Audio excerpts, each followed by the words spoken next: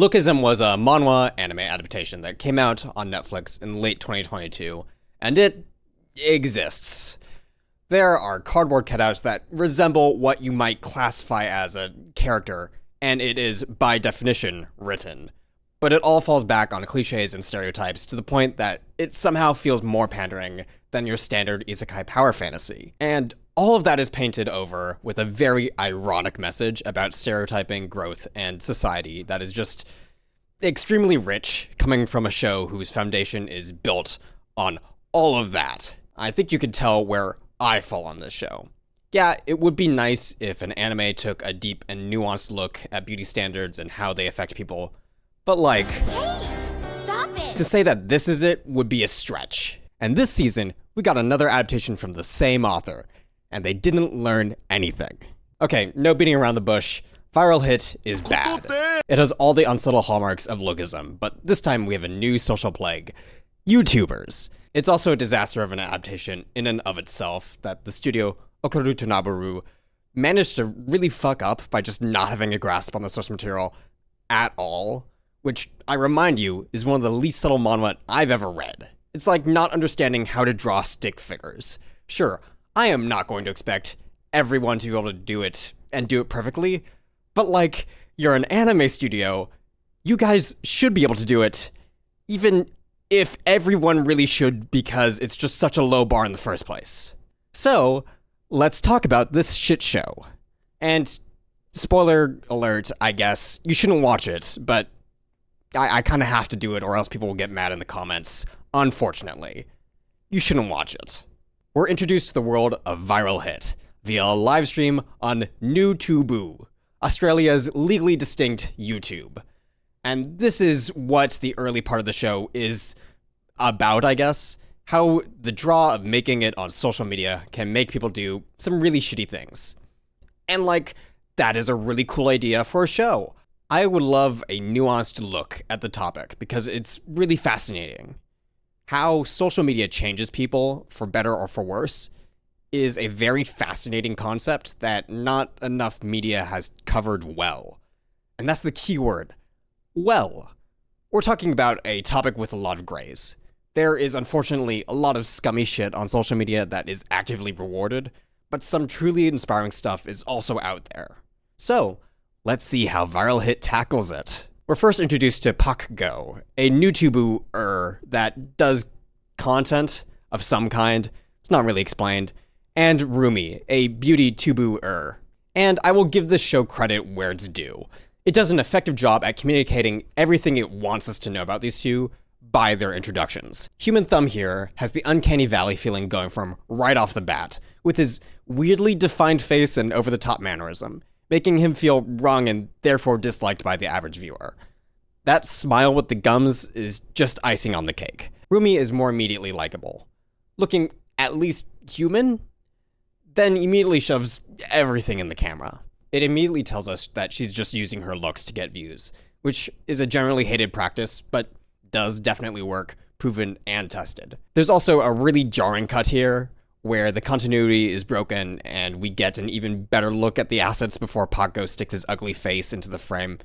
And like, why is this cut here? It completely breaks the illusion of the scene and just takes the viewer out of it, especially with the chat just disappearing from the screen. And this gets to another aspect of the show. The production quality is all over the place. It's not like Seven Deadly Sins where it just looks like shit. Well, okay, it doesn't look good, but there are just bizarre creative choices outside of just the animation quality that drop the ball. Like, I'm going to make a fairly safe assumption it wouldn't have costed a ton to just have a chat scroll edited in post. It's not a particularly complicated effect. If streamers can figure it out, an anime studio probably can. The animation quality also takes a massive and just bizarre drop, with Rumi in particular going way off model. There's this golden rule in almost any media, where your introduction to whatever it is the most important. Most people make up their minds on whether they like something or not, based off of their first impressions, for better or for worse. The fact that this show is showing this much jank before we're introduced to the main character is a massive red flag. They very clearly did not care enough to polish this. Anyways, moving on. We meet the protagonist with his beautiful makeup. どいつもこいつも YouTube はあクソみたいだ利用するんだったら俺にも収益を分けてくれ Believe it or not, this is supposed to be a joke. But the team at Okuruto Naboru missed that, or they just don't know how a joke is structured. Like, they do the build-up, then when the payoff happens, they just move straight on. In the manhwa, they do the same thing, but a pause is built in with the medium. You can get a frame of our main character, Yu Hobin, and you have to keep scrolling to move on. You have to interact with it to keep going, building in the pause. If they took like 2 seconds to just hang on this frame, I wouldn't be talking about this. And before someone says that they were constrained by time, I will point out a scene later that hangs too long that they could have just taken time out of, like, and put here. We instead get Yu's inner monologue about how this sucks, and this brings up the next problem. The writing, especially dialogue, is really bad. There are a lot of points where the characters go on and on, when it would have been 10 times more effective to not explain what's happening and just get to the point. Like, we don't need to know that YouTube sucks. We can see that. Just say this sucks ass, that he should get a cut of the revenue, and move on. This is breaking the cardinal rule of show don't tell, when it really doesn't need to be. It's doing a fine job of showing with how unsubtle it is. You don't need to go and tell us that this is what's going on. But on the flip side, chat's no longer frozen, so all's good in the world again? We've only talked about the first 3 minutes of the show, and already there are a ton of problems. Remember, the start of a show is usually supposed to be some of the most polished in the entire season, so having it be this bad is a massive red flag. It's screaming that no one who worked on this really cared enough to make a good first impression. There's a scene after Yu goes and washes himself up. He's entering the classroom and oh god, what happened to his face? We get a zoom in with a speedline overlay to hide the jankiness, and immediately after, a shot of a static image of a shoe, also with a zoom in with speedlines to hide the jankiness. And this shot really stood out to me because I just recently made a video on an anime that had a similar shot in it. Millennium Actress is a 2006 movie from director Satoshi Kon that is a masterclass in animation as a technical art, as well as a medium for creative storytelling. In my video, I talked about the story more, but right now, let's talk about some of the more technical aspects. There's a shot early on of one character throwing a bag at another in a very similar style to our sandal here. It's really simple, but shows how Viral Hit fails so badly at it. In Millennium Actress, we get to see the bag for 6 frames. One is just the bag obscuring the entire frame. This does 2 things. It gives the bag a sense of momentum with how fast it's moving, and keeps the flow of the scene going. We wouldn't be watching the bag fly at us for a full 36 frames, a second and a half. Because the way our brain works when something is flying at us is that it feels almost instant. Leaving something hanging there for that long would just be stupid. I think you can see where this is going. 36 frames versus 6. This completely kills the already bad pacing of the scene. Having an almost static shot with a speedline overlay immediately after for 2.5 seconds is just icing on the cake. Now, you might be wondering why I'm going so hard on the editing. After all, we're talking about stuff that is measured in seconds. What's the big deal? This show has particularly bad shot-to-shot editing, or micro-editing, which is what gives scenes their rhythm and helps the audience have a sense of space within a scene. This is as opposed to scene-to-scene or macro-editing, which here is competent, even if it's not good, but that should be easy as long as they follow the manhwa. This is one of the worst shows I've seen this year when it comes to the rhythm of the edits. Lead-ups are too long and payoffs are seriously rushed. It makes the show much harder to watch than it should, and exposes the weaknesses of the source material, which escapes a lot of these problems since you need to interact with it to continue. It feels like the show was designed to be watched at 2 times speed because it actually fixes a lot of the issues here. The shoe has more momentum to it when it's only 18 frames. It's still not good, but it's significantly more bearable. Anyways, back to our scene. Yu falls in a way that doesn't make any sense with that kick. If you want to make the kick's impact feel like it has force, he should be falling back towards the door.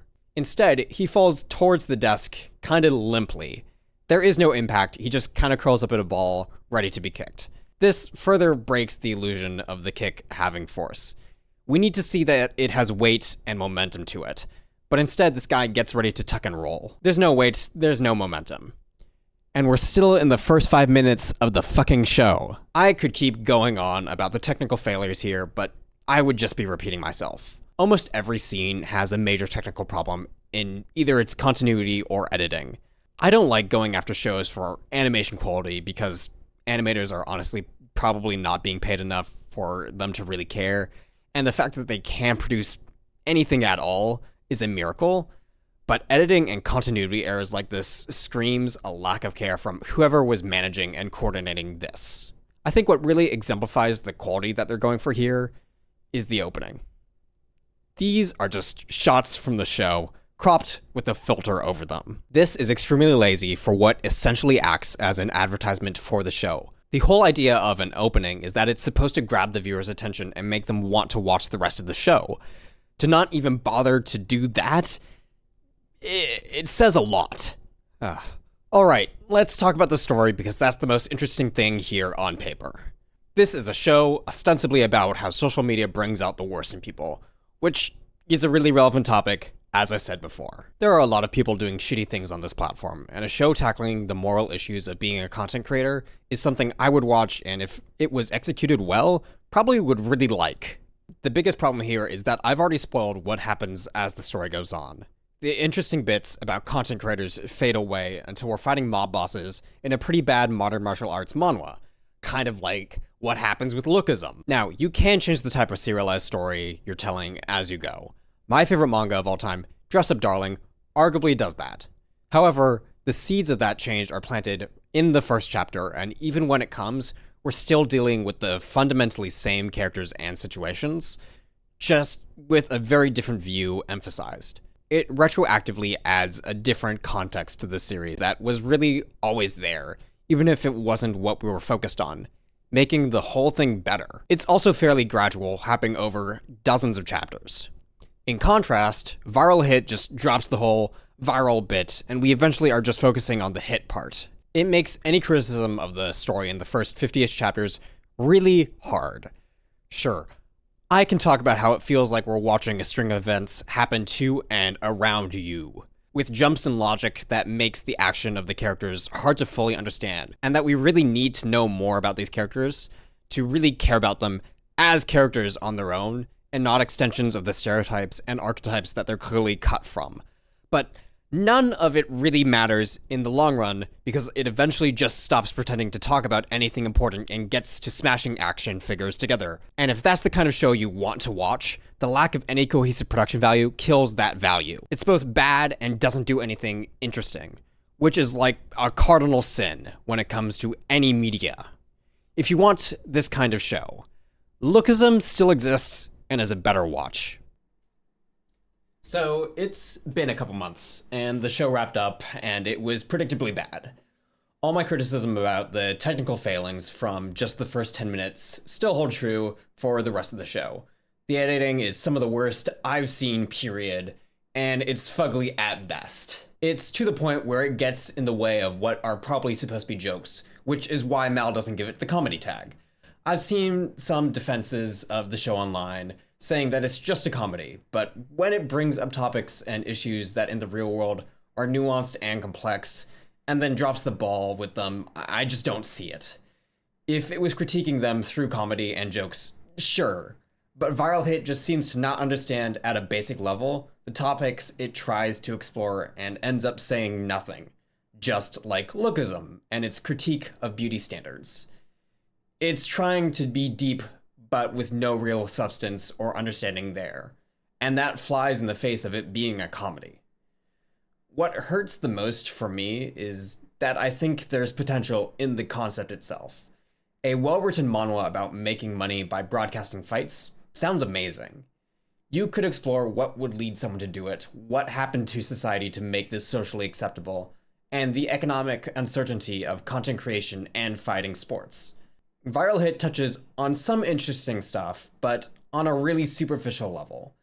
Yes, going viral can be lucrative, but it very much oversells how lucrative it is, especially in the way he does it, where he's just streaming and a clip goes viral. They touch on why someone might fight for a living, but don't go further, don't explore their mental state in a nuanced way, but instead brushes them off as a one-note character. It's frustrating watching the show stumble into interesting topics and fumbling them and then reading them all and realizing the show somehow made it worse. The only reason you should watch Viral Hit is if you want a crash course on how not to edit for a narrative.